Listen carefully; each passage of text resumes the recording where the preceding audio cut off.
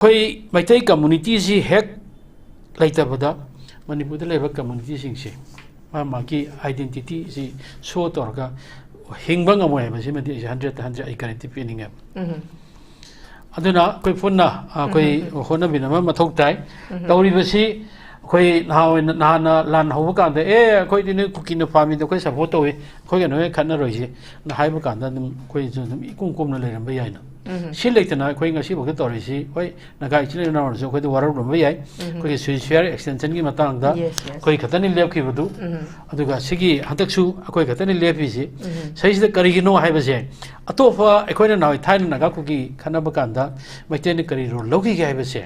मसिमसु खतंग खनब मथौ तायबा हजिकसुनी still कोई अतोनबा अफिको फुरुप अमदा अचो फुरुप न कोई लानब कांदा ओठो कांदा कोई मैतेन प्रॉब्लम तिंगा कनेबा सी मौसादगे दम असे तौदना लाबनेबा अदो एबतारगदी अखोई we love all the indigenous people से मसी अखोई की वखलोन द लय हबसिमा प्रजा सेक्शन खुदी मंगना को मणिपुर दा कुंधारेबा सेक्शन खुदी मंगना खंगबी मथौ तायबा अखोई से अखोई की असी भौता होई खतंगदी फरक माले हानदगी मैथै सिंगसी कम्युनिटी खुदिंग मकी एनिमी दन उबमा अखोइना सुम उरकपसे अदुना अखोई से कनागुंबा अफि केनोमा तौ कांदा अखोइ ताइना बसे त फएबा मखोइना तोरकनी त हाइबसे अदु मसीगी फार कांदा अमसु अमसु याननबगी एडजस्ट तौनबा होनबसिदा अखोइ चिन थिबा मयाम यावी अखोइना साउगदा फुदोकदा मतम सिबोक्ता साउददना फादरका तौ गांतनेबा अदुना यालेमा आइगी वखलोंददि मतम जि लेरमरो आइना थमजनिंग बसे सि मैतैगा कुकीगा लानते मसीदी कुकीना मणिपुर थुगाइनबा मणिपुर की लम 71 point something मकोगी कुकी लैंड सेमबदा हाबननबा तरोकबा अदुगुनबा लालोंगनी मसैसिदा मैतै खोइने यारो हाइदना थिमुबदगी तौनबने मसी नॉट ओनली मैतै मसीदी मणिपुर द लेरिबा इंडिजिनस पीपल नत्रगा नेटिव पीपल खुदि मंगना सरुक यारकांदा हाइरिबा सुगुम कुकी लमेन तु हेनबा अमदि मकोगी मकोकते यावरिबा अदुगुम सिंगसे मसी लौथोकनबा होनबदा कोइ पुन्ना कोई थौदांग चाउना लौगिना जायबसे आई असिगे सिगुम कनोजे की कुदोंग चाम लौरकांदा आई ऑल द कम्युनिटीज तोंगान तोंगान बा इंडिजिनस पीपल जिंग आई मसिगी आई हम्बल अपिलिसिम आई तौजगे अदुना तरगदी मजे केदना फेस तौबा हाय अखोइगना सम लेरिबे एरिया दुगी एंदो को यारो हेबगी सम सिमला आगदी खोइगी कनोसे लानजे खोइ केदोंगैदा लोइबा नाइरोएबा अदुना लान लोइसनजे हाइबा तारगदी खोइ मयामनबुदी तामनि हाइबिरमे मोई कुकी की सुंदे हलकपा मकोई कोई से लेहलु काइदो मधुदी फ्यूचर की नेगोशिएशन कनो नति कोइना पामिसिदी अमुहना सुगुम वाथोकसे थोक्तनबा इचासु सिंजना तंगदु लेताना लेहौनबा लेरिबा कम्युनिटी खुदिमा असे अमगा मगा नुसिनबा होनबदा कनाना कैदौसिके कैरुगी दोरुगेसे अखोइ की पॉलिसी म सेम कांदा मणिपुर द लेफम थोकबा मिना लेसनु लेफम थोइदबा मिदुदी प्लीज मणिपुर थादो चपी हरकांदा कोई इंगतब लेबा म सेमद्रगदी कोई नुसिनरे यानरे कोई नोय कानदरे हानरे पीस ला एना तोरकांदा हाना हानगी मफमदा हंजलगा तवदुती मसीदी मतम खरा लेरकांदा दुम अखोइगी येनिंग हुनबदन दुम होलकांदा दुम हानगी हजिक लेरिबा अतकी सिचुएशन जे अखोइगी 2023 दगी हौरैबा सिचुएशन जे सिदगी हना साथीबा सिचुएशन अमा लाक्तना अखोइगी पुंगतुम तुंगेबा याबगी अकीबदो लेयनो मरम ओइरकांदा तौरिंगाइसिदा पीस सु फरक्सी अदुगा तुंग कोइना चनगदबा अदुगुमनबा अखोइगी जाना सिरोल अमसु कना कनानो तोरगा मसिमा सेमहौद्रगदी कोइ खुदा खुदा की ओइबा घांगा की ओइबा लेंगोनरगा लोइसनबगी थबक चाकचाराम चामिनगे थबक तुनथि कोइ तुंग कोइ हाइबा वफमसिमा थमजगे अदुना तुंग कोइना चनगदबा प्लान कोइ फुथौनसि अखंग हाइजना फुथौखिरो इंडिया लेंगानसु मसिदा थवय ऑप्शन व्यू अदुना तरा अमदा तो थबक पॉलिटिक्स से मसिमा तोखिरो हाइबा वफम तथजबोइना आई ओजामनि हारदा लाक्सगे ओजामनि हार खुगी नाकाल मरोमदा खुगी हाउजिक प्रेसिडेंट रूल सी थातरुक तगी थातरो कोइ एक्सटेंड तौरे अदुबु होचरिबा टॉपिक सिमक्सु खुगी मैशनरी सिंगजे फेल ओइरे हाबनि अदुमकपु प्रेसिडेंट रूल सी एक्सपेक्टेशन दुगी चामदा चामा मक थुंगदा तारगसु जगह खरदी डेवलपमेंट ओइबा जगह खरदी दुमक यावरिबा इविक्शन की ट्रांसफर की करी करासिसु अदगी कपनब खरा हंधरपसिमसु फत्ते हाबदी यादे नॉर्मल सी पूरा रेस्टोर तौबा मक नत तारगसु मसिगी बतांगसिदा अखोगी ओजामनि हारसु मतम सांगना अखोगी फोक्स की president amoina thau pubirami bani khoigi hairiba khoigi march ni pan gi matang sida su khoigi oja manihar gi achauba khoigi credit su leita banate leiri adumapu ngarang nahan khoigi thadau in pi ga gi khoigi tongan tongan ba maite gi civil society organization arambai tengol yauna wari sana kre masi peace ki khoigi road map ama khakne habada su oja masi masigi kano se khoi phatte habasu yadaba sigi matang se oja gi ba moti kari ga man thamini oja kano dam chinta dam thange ko ide yani duga sai kano gi ju constitution violate to court me matang ju ai katang panjage han matang sai gi ma ke ya ka sukai de road map ne haibata kano ne haibata ma semak pa ne haibatu ti loinak pa ne myam na pa mi si peace ne ba andoida aina thamjaningi ba afam haji ko ngalingai te kinum thamani ko sukoi na phuna re chaina re suki mate ohan na re aduga koi na horu sina ta ba aduga ok ama salama chami nar ga yelam chami nar ga ekta loisan ba chi thi yaroi ta ba khara le ya ba ko akoi na yaro ga su yaroi da ba khara le ba aduna kadai bok sincerity oina re ga hai ba se sima koi gi road na seminary ba anhan mak ta wari sari du it's okay no problem ma samang na su koi ku ki na te ne friendly hai yes yes adu haira bani na ma kuki na te khwai digi missing ya ma su moi no ai ma koi gi koi na kuki group ne na le manung se da ma koi 2 lakhs more than 2 lakhs ne jik thadau si le khwai digi majority oi ba ke no ni tribe ne mo se adu ba ma koi na mai na ma koi gi khangak ta na mo gi for father gi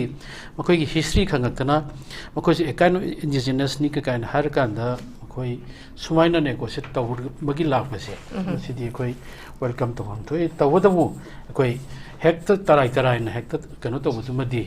makoi da su makoi gi screening ama tong na ma ma thok tai screening to wadi makoi gi ma pa gi mi gam lai gam changi kun gam ning khala ga ga ji ma se ko ju nai na ba mi ma thok tai ba do anyway khatang hana ba tum na ba tor ka da makoi peace la ka da ko tang tu lai ta chai ba gi wa khala ma makoi da phawra i je ma sidi makoi gi normal si khara la ba ni hai ba gi afam duma ai thamjage 그 eviction 게 맞다. 그 땅 팔랑 기고 그래서 오자다 이 샘플 멜로이나. 그래서 eviction 제 오자나 좀 담비기부터 아직 떠오리 eviction 제 거기 카스리는 또 보시면 계속 가이드 해보고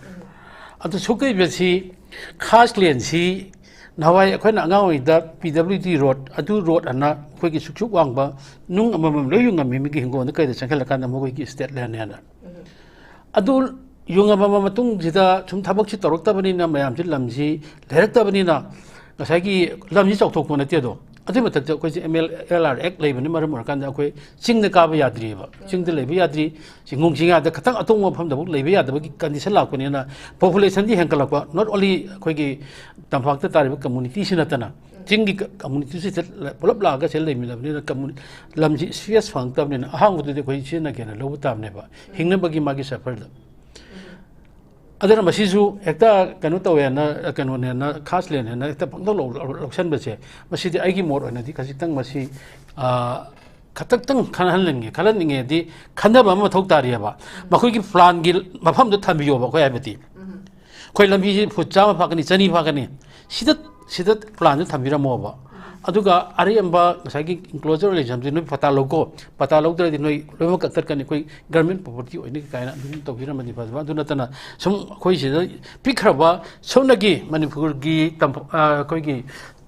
10% father ba mafam sida sigi eviction taro ga koi gi kaino si koi gi leibham mai batare sum pikhel la kan koi kadai lein hai gi question lam tole ba aduna makoi gi government gi plan chambiro कोई सोरोक सेंबा या मानो सोरोक ताइना बदनी का इसिंग सी सोरोक ताइना बद का कोई फुटसुक दरकार लै जही चाम गिरा चनी गिरा चंगमा गिरा प्लान तौगिरा दुगा अहेन बदुदी मसा मसा ने क्लोज तर मफम जिंग दो बदुदा नु पता पायो ना दुदा इंस्ट्रक्शन तौगिना जो फावरन खालेबा अदुगा होजिक लैरिबा सिचुएशन सिदा कोई सि हानाजु लैरिबा इंडिया लेंगा ना कोई दा कनो तौबगी अचान मेरा नाइबा मियंग गेंग बगी आर्मी जिंग जना कोई की पैरामिलिट्री फोर्स जिंग जना अचान मेरा नाइबा की नुआइ तदन रिंगा सिदा अखोई की तंफाक लमजिद एप्लिकेशन तरो कान जिंग दन होद्रो होना थंबजे बोय तरो किबाय तरो तबय को मखोई की नोटिफिकेशन अमजे थो कांदा तौयो असम ता खारि ma'am Sidi Assam the jungle दा फॉरेस्ट लैंड दा प्रोटेक्टेड एरिया लमदा कोई फॉरेस्ट रिजर्व फॉरेस्ट दा तारंबा दो बांग्लादेश म्याम ता खाइ तंथोरे इसिदी लाइक दैट मै तौदन कोई सु हजिक लेरिबो इशू सिगा मरी लाइना ना ꯑꯩꯈꯣꯏꯅ ꯃꯈꯣꯏꯅ ꯑꯥꯏ ꯀꯥꯔꯗꯇ ꯀꯔꯤꯗ ꯆꯦꯛ ꯇꯧꯗ꯭ꯔꯒꯁꯨ ꯑꯥꯏ ꯀꯥꯔꯗ ꯁꯤꯗꯤ ꯑꯥꯏ ꯀꯥꯔꯗ ꯅꯠꯇ꯭ꯔꯒ ꯑꯙꯥꯔ ꯀꯥꯔꯗ ꯍꯥꯏꯒꯗ꯭ꯔꯥ ꯁꯤꯗꯤ ꯗꯕꯟꯗ ꯑꯗꯨꯝ ꯁꯥ ꯌꯥꯈ꯭ꯔꯦꯕ ꯁꯤ ꯂꯣꯏꯅꯃꯛ ꯆꯦꯛ ꯇꯧꯔꯀꯥꯟꯗ ꯑꯩꯈꯣꯏꯒꯤ ꯐꯣꯔꯦꯁ ꯄ꯭ꯔꯣꯇꯦꯛꯇꯦꯠ ꯑꯦꯔꯤꯌꯥꯗ ꯀꯅꯥ ꯂꯩꯔꯤ ꯈꯨꯟ ꯀꯅꯥ ꯁꯦꯝꯒꯠꯂꯤ ꯈꯨꯟ 2,200ꯒ ꯀꯌꯥꯅꯣ ꯁꯦꯝꯒꯠꯄꯒꯤ ꯄꯥꯎꯁꯨ ꯂꯩꯈ꯭ꯔꯕꯅꯤ ꯔꯤꯖꯥꯔꯚ ꯐꯣꯔꯦꯁꯇ ꯀꯌꯥ ꯂꯩꯒꯦꯁꯦ ꯃꯁꯤ ꯇꯧꯔꯀꯥꯟꯗ ꯇꯥꯛꯊꯣꯛꯑꯀꯥꯟꯗꯗꯤ ꯊꯣꯏꯅ ꯑꯩꯈꯣꯏꯒꯤ ꯊꯣꯏꯅ ꯏꯔꯥꯡꯁꯤꯁꯨ ꯃꯁꯤꯁꯨ ꯑꯩꯈꯣꯏꯒꯤ ꯂꯩꯔꯤꯕ ꯏꯔꯥꯡꯁꯤꯁꯨ ꯆꯨꯁꯟꯅꯔꯀꯥꯟꯗ ꯈꯔ ꯍꯟꯊꯒꯅꯤ ꯍꯥꯏꯕꯒꯤ ꯋꯥꯐꯝꯗꯨꯃ ꯊꯝꯖꯒꯦꯕ ꯁꯤꯃ ꯊꯝꯃꯀꯥꯟꯗ ꯀꯩꯅꯣ ꯃꯦꯗꯥꯝ ꯃꯅꯤꯄꯨꯔꯗ ꯊꯝꯃꯤꯕ ꯀꯩꯅꯣꯁꯦ ꯍꯧꯖꯤꯛ ꯊꯝꯃꯤꯕ PR ꯊꯝꯃꯤꯁꯦ ꯊꯝꯐꯝ ꯊꯣꯛꯄ꯭ꯔꯥ ꯊꯣꯛꯇꯕ꯭ꯔꯥ ꯍꯥꯏꯕꯁꯦ ꯋꯥꯍꯪ ꯈꯔ ꯑꯗꯨꯝ ꯂꯩꯔꯤꯑꯕꯀꯣ ꯑꯗꯒꯤ ꯊꯝꯕ ꯌꯥꯕꯁꯤꯅ ꯀꯔꯝ ꯀꯥꯟꯗ ꯊꯝꯒꯗꯒꯦꯕꯨ ꯑꯩꯒꯤ ꯃꯣꯠ ꯑꯣꯏꯅ ꯑꯩꯅ ꯊꯝꯖꯔꯕꯗ ꯑꯩꯈꯣꯏ ꯀꯩꯅꯣꯁꯨ ꯌꯥꯎꯔꯤ ꯑꯩꯈꯣꯏ ꯇꯥꯃꯣ ꯑꯦꯗꯚꯣꯀꯦꯠꯁꯨ ꯌꯥꯎꯔꯤ MLAꯁꯤꯡꯁꯦ ꯆꯣꯡꯊꯣꯛ ꯆꯣꯡꯁꯤꯟ ꯇꯧꯗꯅ ꯒ꯭ꯌꯥꯟ ꯇꯥꯗ꯭ꯔꯕ ꯑꯃꯁꯨꯡ ꯃꯦꯖꯣꯔꯤꯇꯤ ꯑꯣꯏꯗ꯭ꯔꯕ ꯇꯥꯃꯟꯒꯤ ꯄꯥꯔꯇꯤꯅꯁꯨ ꯑꯣꯏꯗ꯭ꯔꯕ ꯑꯩꯒꯤ ꯄꯥꯔꯇꯤꯅꯁꯨ ꯑꯣꯏꯗ꯭ꯔꯕ ꯑꯩꯈꯣꯏꯒꯤ ꯑꯣꯖꯥꯒꯤ ꯄꯥꯔꯇꯤꯅꯁꯨ ꯑꯣꯏꯗ꯭ꯔꯕ ꯁꯤꯁꯤꯗ ꯃꯊꯣꯡ ꯃꯔꯝ ꯈꯪꯗꯅ ꯍꯪꯉꯣꯏꯒꯤ MLA ꯉꯥꯛꯇ ꯉꯥꯏꯕ ꯂꯩꯕ ꯃꯇꯝꯁꯤꯗ ꯁꯤ ꯃꯇꯝꯁꯤꯗ ꯀꯟꯇ꯭ꯔꯣꯜ ꯇꯧꯅꯕꯒꯤꯗꯃꯛꯇ ꯅꯠꯇ꯭ꯔꯒꯁꯨ ꯔꯤꯑꯦꯂꯦꯛꯁꯟ ꯇꯧꯅꯅꯕꯒꯤꯗꯃꯛꯇ PRꯁꯤ ꯊꯝꯅꯩꯑꯕ ꯁꯤꯃ ꯇꯧꯗ꯭ꯔꯦꯀꯣ ꯃꯅꯤꯄꯨꯔꯗꯗꯤ ꯑꯗ ꯑꯅꯤꯁꯨꯕꯗ ꯂꯩꯔꯤꯁꯤꯅ ꯁꯦꯟꯇꯔ ꯅꯠꯇ꯭ꯔꯒ ꯏꯟꯗꯤꯌꯥ ꯄꯨꯝꯕꯗ ꯅꯠꯇ꯭ꯔꯒ ꯁ꯭ꯇꯦꯠꯁꯤꯗ ꯌꯥꯝꯅ ꯀꯔꯤꯒꯨꯝꯕ ꯄ꯭ꯔꯣꯕ꯭ꯂꯦꯝ ꯑꯆꯧꯕ ꯑꯃꯗꯒꯤ ꯑꯩꯈꯣꯏ ꯀꯩꯅꯣ ꯂꯩꯔꯕ ꯏꯃꯥꯔꯖꯦꯟꯁꯤ ꯗꯤꯀ꯭ꯂꯦꯌꯔ ꯇꯧꯈ꯭ꯔꯕ ꯑꯗꯨꯗꯁꯨ ꯑꯃꯨꯛ ꯀꯩꯅꯣ ꯊꯝꯕ ꯌꯥꯏꯑꯕ ꯀꯩꯅꯣꯁꯦ PRꯁꯦ ꯑꯗꯨꯒ ꯑꯍꯨꯝꯁꯨꯕꯗ ꯏꯂꯦꯛꯁꯟ ꯀꯃꯤꯁꯟꯅ ꯁ꯭ꯇꯦꯠ ꯑꯗꯨꯗ ꯏꯂꯦꯛꯁꯟ ꯇꯧꯕ ꯌꯥꯔꯔꯣꯏ ꯃꯈꯣꯏꯒꯤ ꯁꯤ ꯏꯂꯦꯛꯁꯟ ꯇꯧꯕ ꯀꯥꯟꯗ ꯏꯔꯥꯡꯁꯤ ꯌꯥꯝ ꯆꯥꯎꯈꯠꯂꯛꯀꯗꯣꯔꯤ ꯅꯠꯇ꯭ꯔꯒ ꯃꯣꯏ ꯍꯥꯟꯅ ꯁꯨꯅꯕ ꯇꯣꯛꯇꯣꯔꯤ ꯌꯥꯝ ꯊꯣꯛꯇꯣꯔꯤ ꯁꯤꯅ ꯃꯔꯝ ꯑꯣꯏꯔꯀꯥꯟꯗ ꯑꯩꯈꯣꯏꯏꯂꯦꯛꯁꯟ ꯇꯧꯕ ꯌꯥꯈꯤꯔꯣꯏ ꯍꯥꯏꯅ ꯂꯥꯎꯊꯣꯛꯑꯀꯥꯟꯗꯏꯂꯦꯛꯁꯟꯁꯤ PRꯁꯤ ꯆꯍꯤ 3 ꯊꯝꯕ ꯌꯥꯏꯑꯕ ꯑꯩꯈꯣꯏꯒꯤ ꯀꯣꯟꯁꯇꯤꯇ꯭ꯌꯨꯁꯟꯗ ꯄꯜꯂꯤꯁꯦ ꯑꯗꯨꯕꯨ ꯌꯥꯝꯅ ꯔꯦꯀꯣꯔꯗ ꯑꯣꯏꯕ ꯑꯃꯅ ꯖꯃꯨ ꯑꯦꯟ ꯀꯥꯁꯃꯤꯔꯗ ꯆꯍꯤ 3 PR ꯂꯩꯈꯤꯑꯕ ꯀꯔꯝꯕ ꯀꯥꯟꯗ 19 ꯖꯅꯋꯥꯔꯤ 1990ꯗꯒꯤꯅ ꯑꯩꯈꯣꯏꯒꯤ 9 ꯑꯣꯛꯇꯣꯕꯔ 1996 ꯐꯥꯎꯕꯁꯦ ꯃꯁꯤ PR ꯊꯝꯈꯤꯑꯕ ꯁꯤꯅ PR ꯊꯝꯕꯒꯤ ꯄ꯭ꯔꯣꯁꯤꯗꯤꯡꯅꯤꯀꯣ ꯊꯝꯕ ꯌꯥꯕ ꯊꯝꯕ ꯌꯥꯗꯕꯗꯨꯅꯤꯀꯣ ꯑꯗꯨꯒꯤ ꯍꯧꯖꯤꯛ ꯂꯥꯛꯏꯕ ꯀꯣꯏꯁꯟꯗꯤ ꯃꯅꯤꯄꯨꯔꯗ ꯊꯝꯃꯤꯕ PRꯁꯦ ꯍꯧꯖꯤꯛ ꯑꯩꯈꯣꯏꯒꯤ ꯍꯧꯖꯤꯛ ꯐꯝꯃꯤꯕ ꯀꯩꯅꯣꯁꯤꯗ ꯐꯦꯔꯥꯃꯦꯟ ꯃꯤꯐꯝꯗ ꯕꯣꯠ ꯍꯥꯎꯁꯦꯁ ꯗꯤꯀ꯭ꯂꯦꯌꯔ ꯇꯧꯈ꯭ꯔꯦ ꯊꯥ 3 ꯑꯃꯨꯛꯀ ꯁꯥꯡꯗꯣꯛꯈ꯭ꯔꯦꯅ ꯑꯩꯈꯣꯏꯒꯤ ꯄ꯭ꯔꯁꯤꯗꯦꯟꯅ ꯑꯌꯥꯕ ꯄꯤꯈ꯭ꯔꯦ ꯂꯣꯛ ꯁꯚꯥꯁꯨ ꯔꯥꯖ꯭ꯌ ꯁꯚꯥꯁꯨ ꯆꯍꯤ ꯑꯃꯅꯤ ꯁꯥꯡꯗꯣꯛꯏꯁꯦ ꯆꯍꯤ ꯊꯥ 3 ꯑꯃ ꯁꯥꯡꯗꯣꯛꯈ꯭ꯔꯦ ꯑꯅꯥꯗ 6 ꯃꯟ ꯑꯃ ꯑꯩꯈꯣꯏꯒꯤ ꯐꯦꯕ꯭ꯔꯨꯋꯥꯔꯤꯒꯤ ꯇꯥꯔꯤꯛ 19 18 ꯐꯥꯎ ꯇꯥꯏ ꯍꯥꯏꯔꯤꯁꯦ ꯁꯤꯗꯒꯤꯁꯨ ꯑꯅꯥꯗꯔ 6 ꯇꯥꯟꯊꯣꯛꯑꯀꯥꯟꯗ ꯑꯩꯗꯤ ꯏꯂꯦꯛꯁꯟ ꯅꯦꯛꯁ 27ꯒꯤ ꯏꯂꯦꯛꯁꯟꯁꯤ ꯇꯧꯗ꯭ꯔꯤꯐꯥꯎꯗꯤ ꯑꯗꯨꯝ PRꯁꯤ ꯑꯗꯨꯝ ꯂꯩꯒꯗꯕ ꯃꯥꯜꯂꯤ ꯁꯤꯃ ꯑꯩꯒꯤ ꯑꯣꯕꯖꯥꯔꯕꯦꯁꯟꯅꯤꯀꯣ ꯂꯩꯕ ꯌꯥꯏ ꯂꯩꯇꯕ ꯌꯥꯏ ꯑꯗꯨꯅ ꯁꯤꯗ ꯑꯩꯈꯣꯏꯅ ꯍꯧꯖꯤꯛ ꯈꯟꯅꯅꯤꯡꯉꯨ ꯌꯥꯔꯤꯁꯤꯅ ꯂꯩꯕꯥꯛ ꯑꯁꯤꯒꯤ ꯒꯣꯕꯔꯟꯃꯦꯟ ꯄꯥꯏꯔꯤꯕ ꯄꯥꯔꯇꯤ ꯃꯅꯨꯡꯁꯤꯗ ꯀꯣ ꯂꯤꯗꯔ ꯈꯟꯕ ꯉꯝꯗ꯭ꯔꯕ ꯃꯦꯖꯣꯔꯤꯇꯤ ꯑꯣꯏꯔꯤꯕ ꯁꯤ ꯑꯣꯏꯔꯒꯁꯨ ꯀꯩꯅꯣ ꯇꯧꯕ ꯌꯥꯏꯑꯕ ꯁꯤ ꯑꯣꯏꯇꯥꯔꯒꯗꯤ ꯑꯩꯈꯣꯏ ꯃꯦꯖꯣꯔꯤꯇꯤ ꯑꯣꯏꯔꯤꯑꯕ ꯑꯩꯈꯣꯏ ꯂꯩꯕꯥꯛꯁꯦ BJPꯒꯤ ꯒꯚꯔꯟꯃꯦꯟꯁꯤ 37 ꯂꯩ ꯍꯥꯏꯅꯩꯑꯕ ꯁꯤꯗ ꯑꯩꯈꯣꯏꯅ ꯒꯚꯔꯟꯃꯦꯟ ꯁꯦꯝꯍꯟꯗ꯭ꯔꯤꯁꯤ ꯀꯔꯤꯒꯤꯅꯣꯕ ꯁꯤ ꯑꯣꯏꯇꯥꯔꯗꯤ ꯀꯣꯟꯁꯇꯤꯇ꯭ꯌꯨꯁꯟꯁꯤ ꯐꯦꯂꯔ ꯑꯣꯏꯔꯛꯏꯅꯤꯀꯣ ꯁꯤ ꯑꯩꯈꯣꯏꯒꯤ ꯍꯧꯖꯤꯛ ꯔꯤꯄ꯭ꯔꯖꯦꯟꯇꯦꯇꯤꯚꯁꯤꯡꯅ ꯈꯪꯗꯕꯗꯒꯤ ꯃꯈꯣꯏꯅ ꯁꯤꯒꯤ ꯀꯩꯅꯣꯁꯤ ꯄꯣꯠꯁꯤ ꯏꯟꯒꯗꯕꯅꯦꯕ ꯑꯩꯈꯣꯏ ꯃꯦꯖꯣꯔꯤꯇꯤ ꯑꯣꯏ ꯑꯩꯈꯣꯏ ꯂꯩꯔꯤꯕ ꯑꯩꯈꯣꯏꯒꯤ BJP ꯌꯥꯝꯅ ꯂꯤꯡꯖꯦꯜ ꯃꯥꯟꯅꯅ ꯂꯩ ꯑꯁꯤꯅ ꯃꯔꯝ ꯑꯣꯏꯔꯀꯥꯟꯗ ꯑꯩꯈꯣꯏꯅ ꯀꯩꯅꯣ ꯇꯧꯕꯁꯤ ꯕ꯭ꯂꯦꯝ ꯇꯧꯕꯁꯤ ꯃꯈꯣꯏꯅ ꯇꯧꯒꯗꯕꯅꯦꯕ ꯀꯣꯟꯁꯇꯤꯇ꯭ꯌꯨꯁꯟꯒꯤ ꯃꯇꯨꯡ ꯏꯟꯅ ꯑꯩꯈꯣꯏ ꯀꯩꯅꯣ ꯁꯦꯝꯒꯦ ꯍꯥꯏꯕꯁꯦ ꯑꯅꯤꯁꯨꯕꯗ ꯁꯦꯝꯐꯝ ꯊꯥꯗꯣꯛꯈ꯭ꯔꯕ ꯃꯇꯨꯡꯁꯤꯗ ꯀꯩꯗꯧꯒꯦꯕꯨ ꯑꯅꯧꯕ ꯂꯨꯆꯤꯡ ꯑꯃ ꯈꯟꯕꯁꯦ ꯁꯤ ꯉꯝꯗꯕꯒꯤꯔꯕ ꯁꯤ ꯁꯦꯟꯇꯔꯅ ꯈꯟꯗꯣꯏꯔꯥ ꯅꯠꯇ꯭ꯔꯒ ꯂꯩꯔꯤꯕ ꯑꯦꯃꯣꯡꯗ ꯀꯩꯅꯣꯁꯤꯡꯁꯤꯅ ꯈꯟꯗꯣꯏꯔꯥ ꯍꯥꯏꯕꯁꯦ ꯁꯤ ꯑꯣꯏꯕ ꯇꯥꯔꯒꯗꯤ ꯑꯩꯈꯣꯏꯒꯤ ꯒꯚꯔꯟꯃꯦꯟ ꯅꯠꯇ꯭ꯔꯒ ꯑꯩꯈꯣꯏꯒꯤ ꯔꯤꯄ꯭ꯔꯖꯦꯟꯇꯦꯇꯤꯚꯁꯦ ꯐꯦꯂꯔ ꯑꯣꯏꯕ ꯃꯦꯆꯤꯅꯔꯤꯁꯤꯡꯁꯦ ꯗꯦ ꯑꯥꯔ ꯗ ꯑꯣꯜ ꯃꯦꯆꯤꯅꯔꯤꯅꯦꯕ ꯑꯩꯈꯣꯏ ꯑꯣꯕꯖꯥꯔꯕꯦꯁꯟꯗ ꯑꯩꯈꯣꯏꯅ ꯂꯧꯖꯔꯤꯁꯦ ꯐꯦꯜ ꯑꯣꯏ ꯍꯥꯏꯕꯗꯤ ꯃꯈꯣꯏꯅ ꯂꯨꯆꯤꯡꯕꯁꯦ ꯃꯈꯣꯏꯒꯤ ꯃꯔꯛꯇ ꯑꯦꯃꯣꯡꯗ ꯃꯈꯣꯏꯒꯤ MLAꯁꯤꯡꯁꯤꯒꯤ ꯃꯔꯛꯁꯤꯗ ꯁꯁꯄꯦꯟꯗ ꯂꯩꯕ MLAꯁꯤꯡꯁꯤꯒꯤ ꯃꯔꯛꯁꯤꯗ ꯃꯈꯣꯏꯅ ꯂꯤꯗꯔ ꯈꯟꯕ ꯉꯝꯗ꯭ꯔꯤꯁꯤ ꯀꯔꯤꯒꯤꯅꯣꯕ ꯑꯥꯗꯒꯤ ꯈꯜꯂꯛꯄꯗꯨꯔꯣ ꯃꯉꯥꯏꯔꯤꯁꯦ ꯁꯤ ꯈꯟꯕ ꯉꯥꯏꯔꯤꯉꯩꯁꯤꯗꯅꯦꯕ ꯇꯧꯔꯛꯏꯁꯦ ꯑꯩꯒꯤꯅ 19 ꯂꯩꯔꯦ ꯑꯩꯒꯤꯅ 30 ꯂꯩꯔꯦꯅ ꯃꯣꯏ ꯃꯁꯦꯝ ꯂꯥꯎꯅꯔꯀꯥꯟꯗ ꯑꯊꯨꯕꯗ ꯑꯗꯨꯝ ꯇꯧꯏ ꯑꯩꯈꯣꯏꯒꯤꯗꯤ ꯑꯩꯈꯣꯏ ꯃꯅꯨꯡꯗ ꯑꯗꯨꯝ ꯁꯦꯝꯅꯔꯀꯥꯟꯗ ꯑꯗꯨꯅ ꯑꯗꯨꯝ ꯂꯤꯗꯔ ꯑꯣꯏꯅꯤ ꯀꯩꯀꯥꯁꯤ ꯌꯥꯝ ꯐꯖꯕꯗ ꯇꯧꯔꯀꯥꯟꯗ ꯈꯔ ꯂꯩꯔꯀꯥꯟꯗ ꯑꯃꯅ ꯑꯃ ꯊꯣꯛ ꯇꯧꯔꯤꯁꯦ ꯁꯤꯗꯤ ꯂꯩꯕꯥꯛꯀꯤ ꯈꯟꯗꯦ ꯍꯥꯏꯕꯅꯦꯕ ꯂꯩꯔꯤꯕ ꯀꯣꯆꯁꯤꯡꯁꯦ ꯑꯗꯒꯤ ꯑꯍꯨꯝꯁꯨꯕꯗ ꯂꯩꯔꯤꯁꯤꯅ ꯁ꯭ꯇꯦꯠ ꯒꯣꯚꯔꯟꯃꯦꯟꯠꯅ ꯌꯨꯅꯤꯌꯟ ꯒꯣꯚꯔꯟꯃꯦꯟꯠꯒꯤ ꯌꯥꯊꯪ ꯏꯟꯗꯕꯗꯒꯤ ꯑꯩꯈꯣꯏ PRꯁꯤ ꯊꯝꯃꯤꯔꯥ ꯍꯥꯏꯕ ꯑꯃ ꯁꯤ ꯊꯝꯕ ꯌꯥꯕ꯭ꯔꯕ सिसु यादबनिको थमम थोक्तबनिको सिदी वन्स सिदी असेंबली लिंगबा असेंबली हिंगबसे सिदी असेंबली सिदा यामना पावर ओइगदबनेबा कोइ मंदिर नेबा सिदी लाइसंगुमनेबा Sida lawari decision jeneba koina implement tokdori any work any tokdori se adigi amana state asida law and order si fail oire haibagi thamira haibama la ise antu natragana ahum aroibada manga chubada thamisi state government na lengak jalaibada masagi oiba tawhom thawga thabak tawdabagi ra haiba koi kan manga se silayaba sidi makoina india lengana tawhandabanina manipurda aigi kano lakchari se ana thamjani se PR thambagi sida constitution nandum yadabra na khaleba constitution kaideba khoi gi loina bak leibam thokka masak metere loimak leirieba si oiba targa de khoida government seman basida kyam kaigeba adi amana mamangi 223 da khoi gi amisana haigi base mayamno opposition mayamna parliament Manipur PR thamon lawo kan Congress amati tongan lu singin tongan party singin lawo kan ami sana kari reply pi hi ge ba khoi Manipur PR thamoy ajik chem oiriba khoi gi biren ga khoi ga 24/7 paw phawnari khoi ga ma ga thabak sandi porang na ba yam phajana work tori an hair kan da khoi kai do gi PR thamai no ba adu ba tar ga di masi sanaba yaba PR na ti sinida adu lebak sigin phira kanda makoina PR ji hanto gadam ne hoi anji pu tha taruk thambagi wani makoina ba muk ribok to ga ge dum yaba matam ju leram gani ko adu sima aduna lairi ba pho che kaino me akoina he pen ba mai thok ta ba je koi lebak miyam je ne pen da ba ma sum thok ba je masima tho ning de hai ba duni da aina thamjari je aduna nga sai gi PR thamba yaba gi provision ji moi ahum dune lairi se ya mana sida thamna bani aduga tham मेबसिकी मरमसी करिगिनो हाइबसिनेबा अदुना C लोइना Bakshi तौदेना मखोइना charge तौरिरा हाइबा Moina leader खलो नम यायबा leader थोकुन बितर मो leader नोंगा नोंदांग खनबे यायबा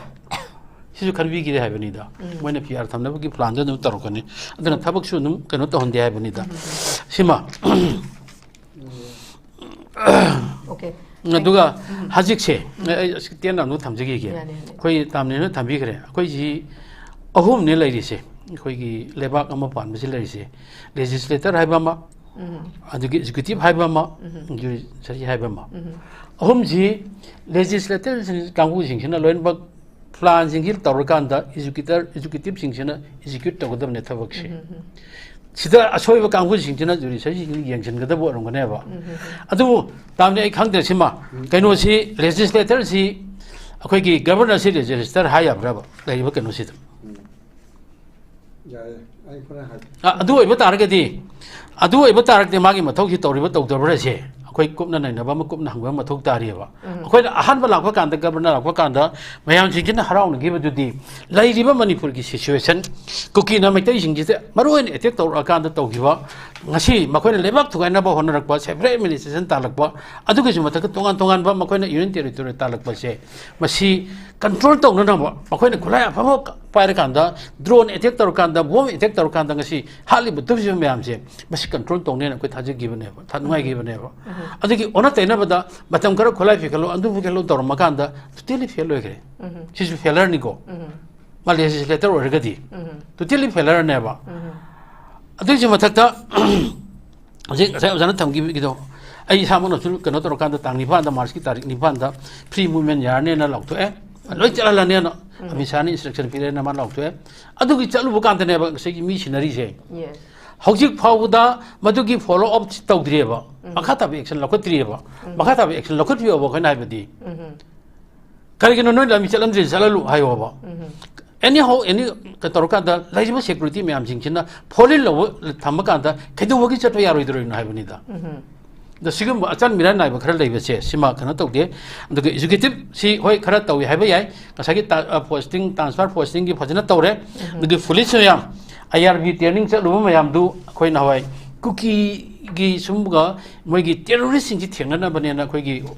ex kanu sing jina CM na yam na hai gi bane adu hajik sigi mohta mafam jida fiket tor kan da ji kai ru ina taw lai re ba free sking tor kan da khoi gi han gi police khoi na he ngang bo phajada bal lon du adu gi oina moi training to ma no oina lai re ba jik che tam hak si da gari im da chapya de khami ba jik che sigu moden chatale hoi adu chedi han tawi ko hoi ma thau ne na tawi adu lairiba kuki lamyan tu han ba sing chu de lairiba sing hajik si ge सिदा control तौनबगी वाफम जे मखोय दे लेते मसिम वखन जे मल लेहनिंगे बा अदुना आइना खतंग लोइसल अबदा नसाई लाइरिबा पेनोसे constitution जी पूरा violet तौरगा मखोयना गसे PR थंबनी मसि PR थंबसे खोय तामनिना हागिबदो खोय 36 जून ना हागिबदो थाय तौरकान मणिपुर दे लेरिबा कांगबु सिंगिनाने अखोय पिआर जम थाजरा मनि थाजदरे अदुना खोय पॉपुलर गवर्नमेंट लेंगाकसे लेननाबा कोई same time same moment same फलाउ द लौरकान दने मसी बारो लेंगा की मथकता कोई फियर जे हंतु हाइबजे सिमा लौरकान द कोई पॉपुलर गवर्नमेंट लाकान द तंगदु लेताबा अमदि मणिपुर सिकन ब मेकानिज्म तौरकान द कोई कुकी ने कमाने लेनी नागाने कमाने लेनी मैते ने कमाने लेनी हाइबजे मसीमा खंतोकपा मथौता अदुना तना मतम मतम की दैरिबा प्रॉब्लम हाना सुनरीबदो अदु कक सॉल्यूशन तौरगा लोइसम मदुति फ्यूचर द यारोय कोइना जिक दरकार लेजे फ्यूचर ने we need future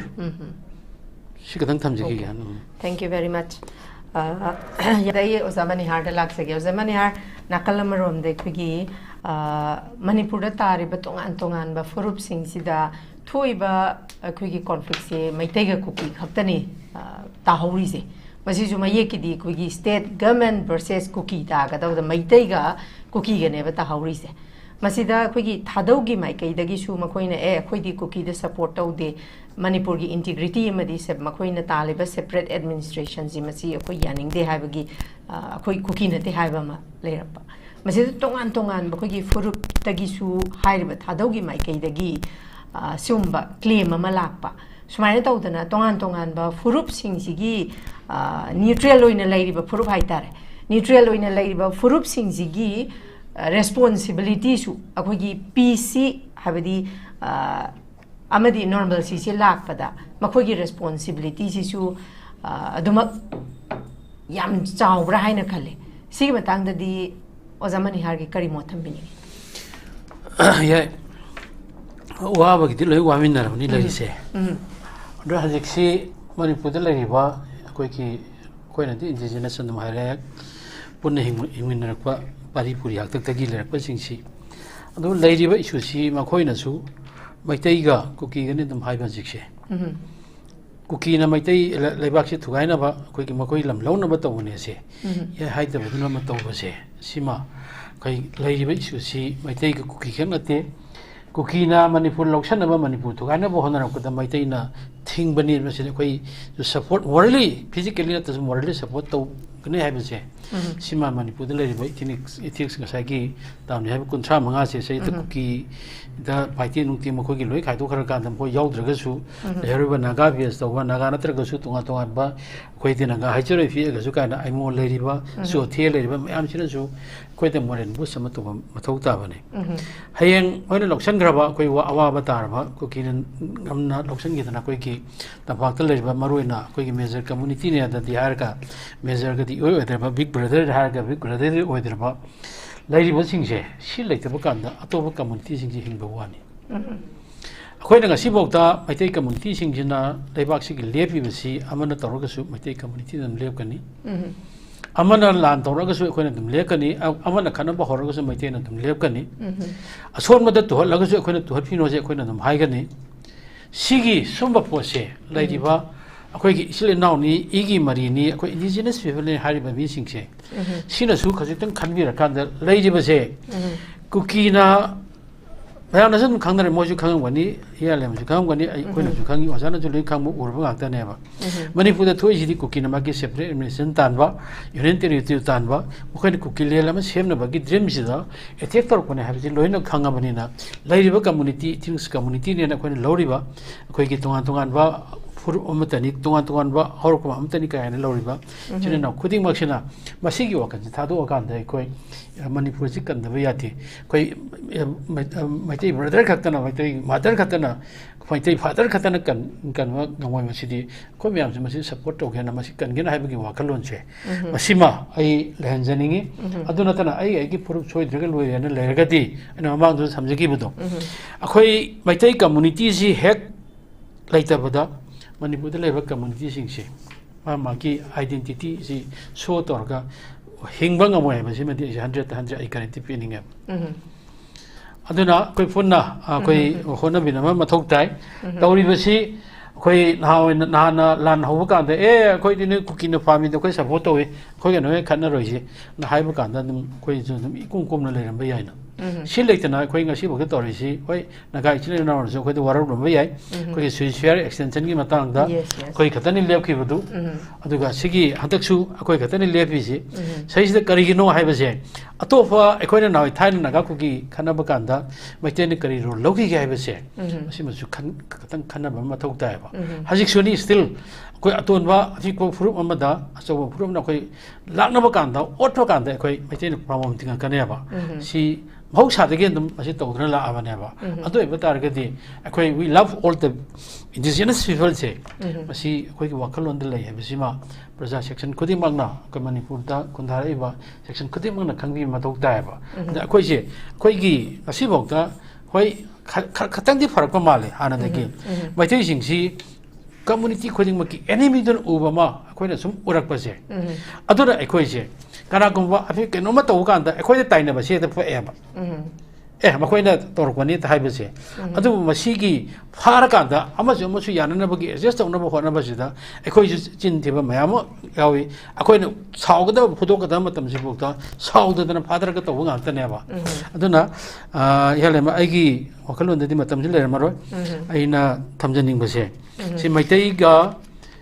kuki ga lan na te masidi kuki na manipur thugai na ba manipur gi lam 71 point something mako gi kuki len sembada hap na ba tarokwa adu ko na ba la long ni masai sida maitai khoi ni yaro hai da thimu ba gi tawna bani masin not only maitai masidi manipur da le riba indigenous people natraga native people ko di magna saruk yar kan da hai riba sugul kuki lamen tu hen ba amadi makoi gi makok te yaw riba adu gu masing se masin lokthok na ba hona ba da koi funna koi thodang chauna lawina jai ba se ai masigi sigum na kanu se gi kudong cha lor kan da ai all the communities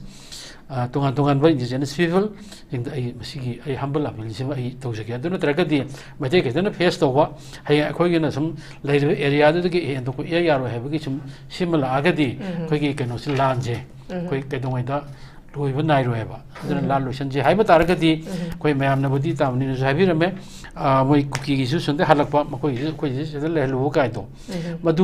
madu di future gi negotiation kanu na ti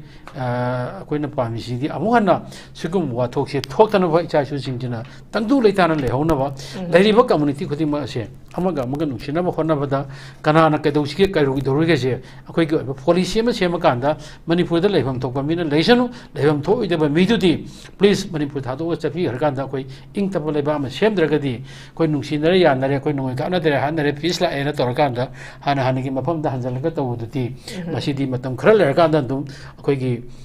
yening hun ba da dum hol kan da dum hana gi hajik le ba atiki situation je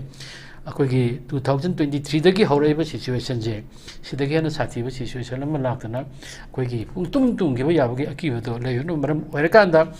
tawri ngai sida peace su foraksi aduga tung koi na sana ga da ba adugum na ba koi gi jana siro lama su kana kana no torga masi ma sem hau draga di koi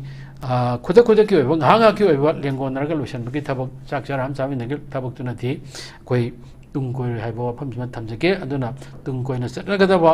plan koi futhok na si akhang hai jina futhok kiro india lenga na su ma chida toy option view aduna tara amada tu thabak che politics se masi ma to kiro hai ba pham tham jara ga tension jara Okay, thank you very much.